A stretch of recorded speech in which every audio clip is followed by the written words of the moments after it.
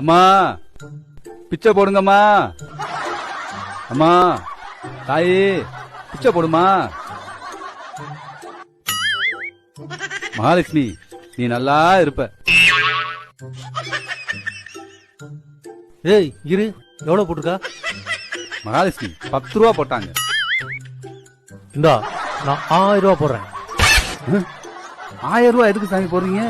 ஒரு கண் டாக்டரை பார்த்து முதல்ல வந்து உன் கண்ணை செக்அப் பண்ணு. ஏன் சாமி?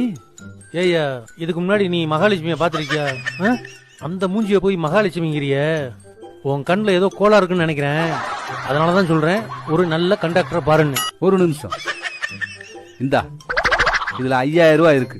முதல்ல நீ ஒரு கண்டாக்டரை பாரு. எனக்கு எதுக்கு 5000 ரூபா கொடுக்குற? உள்ள போனது உன் பொண்டாடி தானே. நீ போய் பார்த்து ஓகே சொன்னதுக்கு அப்புறம் தானே கல்யாணம் பண்ண. அப்ப உன் கண்ணில் தான் கோளாறு.